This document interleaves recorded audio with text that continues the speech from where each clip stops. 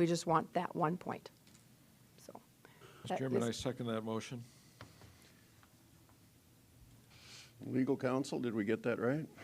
All righty. So we have a motion and a second to defer to January 4th. All right. Roll call vote. Barth. Aye. Benega. Aye. Heiberger. aye. Karski. Aye. Motion carries, deferred to January 4th. We will see everybody then. All right, moving on then to item 14 on our agenda. We have a resolution to declare scrap metals for the Highway Department as surplus to dispose of by recycling. Welcome back, Commissioner Bender. Woo-hoo. Here's Steve Groen, Highway Superintendent. We're looking for permission to sell some scrap metal. Motion to approve. Second. All those in favor? Aye. Opposed, same sign, motion carries.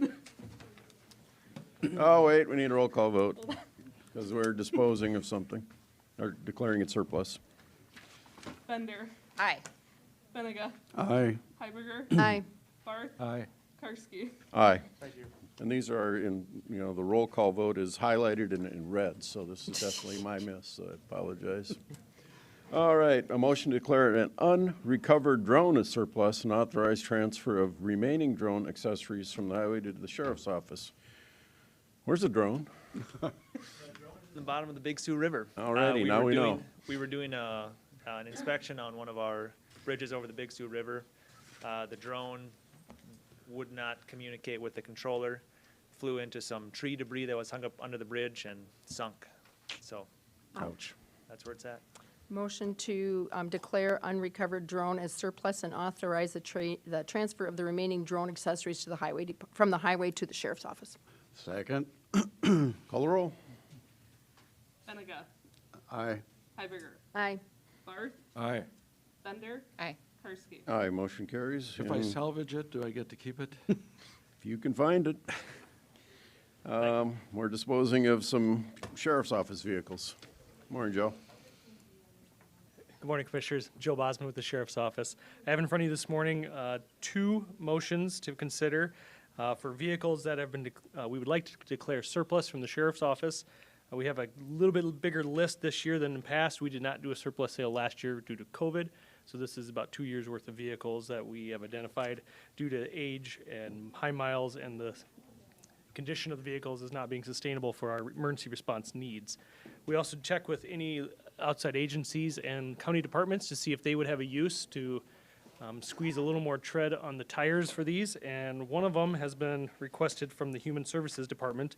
That is listed on Exhibit A in this request, and then the rest of them in Exhibit B would be surplus for auction through Purple Wave online government auction, which is to the public. So I think this needs to be addressed in two different actions. The first one would be to declare the vehicle on Exhibit A as surplus to transfer to Human Services, and the second one would be surplus to auction at Purple Wave. All right, Make so a look for a motion motion on it, on To A. transfer to Human Services the listed Explorer. And second the motion? Call the roll. Heiberger. Aye. Barth. Aye. Bender. Aye.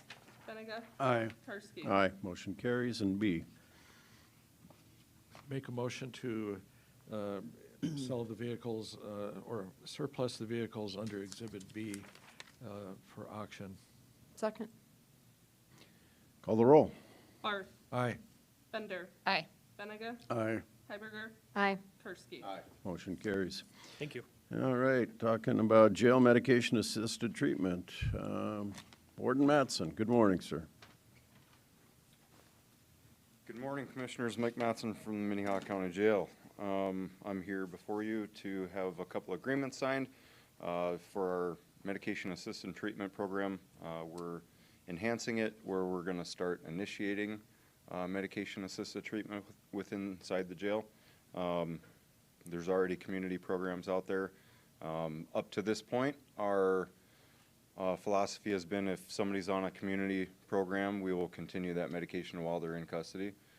We're taking it to the next step where we're going to start initiating people that we identify as good candidates for a medication-assisted treatment program.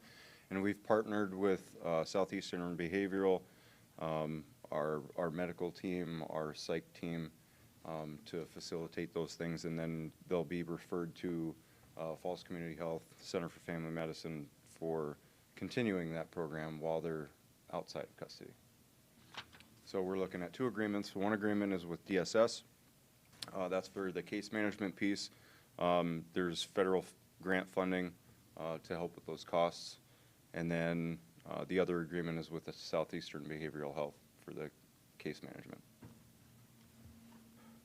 Make a motion to do the subrecipient grant between Minnehaha County and the South Dakota Department of Social Services. Second. Call the roll. Bender. Aye. Benega. Aye. Hiberger. Aye. Aye. Karski. Aye. Motion carries, and then we got the case management. Need a motion for that one. Make a motion to approve the case management services agreement between Minnehaha County and Southeastern Behavioral Healthcare. Second. Call the roll. Benega. Aye. Hiberger. Aye. Barth. Aye. Bender. Aye. Karski. Aye. Motion carries. All right, authorized chair to sign amendment to the joint PSAP agreement. Tyler. Good morning. Good morning, Tyler Klatt, Commission Office. The City of Sioux Falls is constructing a new public safety training facility, which will include space for Metro Communications. Under the current agreement, signed on October 2nd, 2020, Minnehaha County is responsible for a payment of $2,150,000 to Metro Communications on or before January 31st of 2020. Based on the current construction timeline, though, the City of Sioux Falls has requested an amendment to the agreement, changing the due date for that payment from January 31st of 2022 to January 31st, 2023. The amendment also indicates that $2,150,000 previously included in the FY 2022 budget for Minnehaha County be moved to the 2023 budget. And again, the requested action would be for the commission to accept this amendment and authorize the chair to sign the new agreement. Keeping our money for a year. Make a motion to approve. Second. Call the roll. Hiberger. Aye. Barth. Aye. Bender. Aye. Benega. Aye. Karski. Motion carries. And we all want holiday pay. Good morning, Carol. I was looking for you. There you are. Good morning, Chair Commissioners. wants Carol Muller, combat pay. Commission Combat pay. Office. Before you today is a action request to declare 4 hours of holiday pay benefit for full-time and part-time benefit eligible employees for the afternoon of Thursday, December 23rd, 2001. The state I think it was on Thursday, came out and decided that they would close for that afternoon, and there was interest from the commission about doing that also. So that is for your consideration today. Thank So you. we're matching our hours to the state hours Yes. because we're dependent upon their offices being open. and- No, it's really what you choose to do. Oh, well, I was You've- trying to make it you've- easy. I know. I know.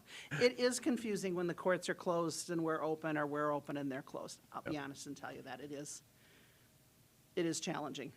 Okay.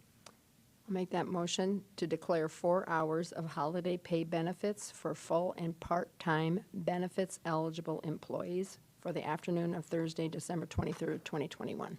That's my motion. Do you want the Second verbiage? that. All those in favor? Aye.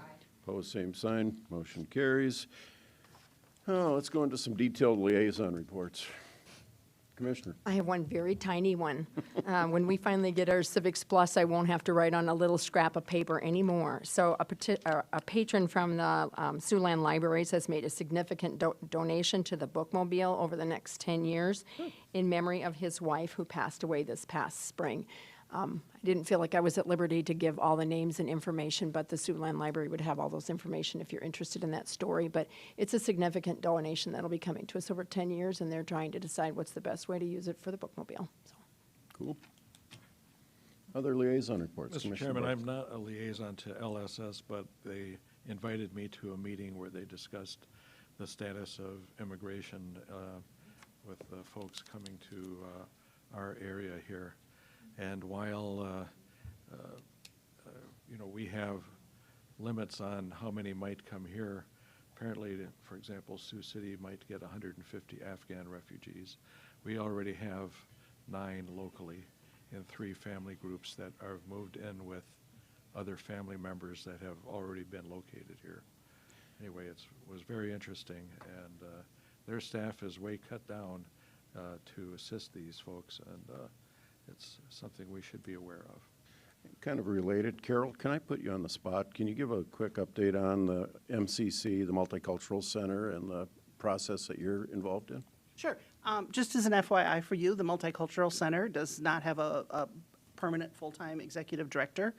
They do have an interim person who's doing a great job, and they are working through a search committee process for doing that. I think there's about 6 people, 7 people, a couple board members, myself, somebody from the city, and some community members. I possibly because I mentioned to DJ and or to Dean and some of you that I was very impressed with the people who are serving on that search committee, with a goal in 6 or 7 months that we would have somebody ready to go. Thank you for doing that. All righty. Any new business? Any old business? Chairman, I'm going to bring this up. I mentioned it to our auditor that I was going to ask about the issue of poll books, which we purchased some under the direction of our former auditor, and we've not really used them almost since then. And by the way, one concern some people I know had was that the company that makes them, ESS, is partially owned by Mitt Romney's son. But I wonder if the auditor has a paper record of everyone that voted and has a paper copy of every vote. If there's a problem, it's not the county. But I invite Ben to come forward. Comments, Ben? Sure. I guess the e-poll books really are designed to make the voting process easier in that it identifies who the voter is, right? It takes the place of these printouts that we provide each polling place, right? So that normally you go in and you give them your driver's license, and they will then look up your name in a list, right? So the e-poll books are, pretty much an iPad where you just swipe your driver's license. It recognizes who you are from the barcode in the back license plate and identifies you if you're a voter, and then you're given a ballot and you ballot. So it has nothing to do with the actual voting. It just takes the place of those paper poll books. So there are several advantages to poll books. One, that they identify the voters more quickly, so the lines move more quickly. Occasionally we have voters who show up in the wrong polling place. It scans them. It says, you can't vote here, but you need to go vote someplace else. That helps the process. And then, the process is, we print poll books probably on that weekend before an election and print those out so people can still send in, or we could receive absentee ballots up until election day on that Tuesday. So there's some potential there for people who could, possibly vote twice. That's another advantage of the e-poll books, is that it identifies everybody real time. If we received an absentee ballot, you come in, you try to vote again, we'd know that. And then finally, the other advantage is that it records everybody who's, approached the polling places, and because today we have to go into our database for registered voters and mark everybody who's voted, right? That's part of our requirements.